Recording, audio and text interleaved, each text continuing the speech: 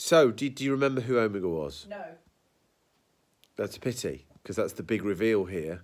I know, it's like, ooh, look, it's this person that you cannot remember. Person from 10 years ago, in Doctor Who terms. How many years in our terms?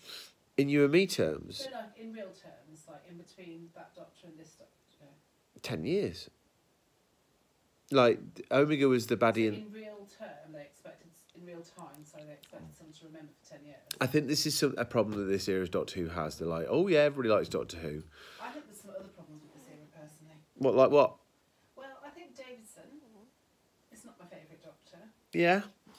And actually, I do like the Gallifreyans. Yeah, I like being back on Gallifrey. Yeah.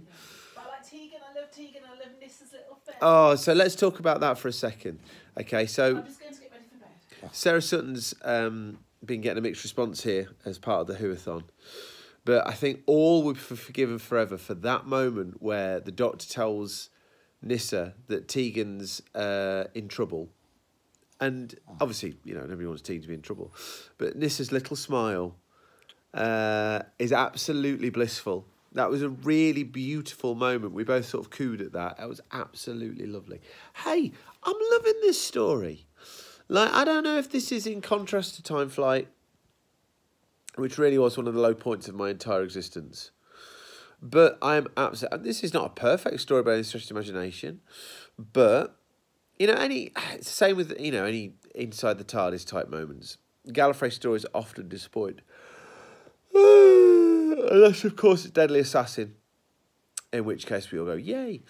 But this is great. And there are obvious problems here. The scenes in The Matrix are bobbins. I don't think there's any real sense of continuity from what's gone on before. I just feel like we've seen it before. Seen what before, Libs? We've seen what before? There's a struggle for power, someone to come back from the dead. Yeah. Oh, there's a traitor in our midst. Yeah, okay, so that is your typical Gallifrey story, isn't it? Oh, who's the bad apple here? And you know, that's a fair point. It is a bit of a retread. But on the flip side, there is a bit of acting going on. I like the fact that the Castellan's such a knob end. I really like Colin Baker. Like, all joking aside, I think he's got a presence. Well, that's because I've just obviously got... Dusty, this is not helpful. So I'm liking all of that. I think that the scenes in Amsterdam have taken a great big upswing now. Tegan's around. But, I mean, Colin's just like, has the best acting, and the other guy's name escapes me, whatever. But I'm enjoying this. But I'm not saying it's a perfect story. I'm not even saying that necessarily it's going to be a story that we'll talk about in retrospect, apart from the look on Nissa's face, which was absolutely glorious. But, and here's the other thing, we'll round off with this. I think, irrespective of the quality of this story, there is something now about the transition from season 19 to season 20. This feels like Doctor Who. This feels like proper Doctor Who. Not this sort of weird... fumbly last season with a group of companions that didn't seem to like each other. That's true. Sorry to interject. No, come a bit closer so we can hear what you're saying, though.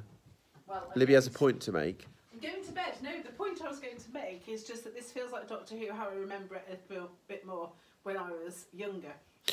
And do you feel there's a sea change? Not that I'm old now. Of course not, you're 27-year-old. Do you think there's a sea change between season 19 that we've just watched, finishing with Time Flight, and this? I just feel like it's upped its game in terms of something. It's upped its game, and it sort of has put Tom Baker to bed as well. Yeah. Because in the last season, I think it was a little bit like, do we miss Tom? Yeah. What would Tom do now? Yeah, I think that's fair. Etc. Whereas now I'm not really even thinking about him. There was one moment in this where I got that Doctor Who sort of frisson that occasionally I get, that I remember from my youth when, as a young boy, I used to like put on a Doctor Who story. You used to get that sense of excitement because, you know, you'd not seen much early Doctor Who. And now and again, I just get a little sense of it. And I got a little sense of it in this story. And the little sense of it...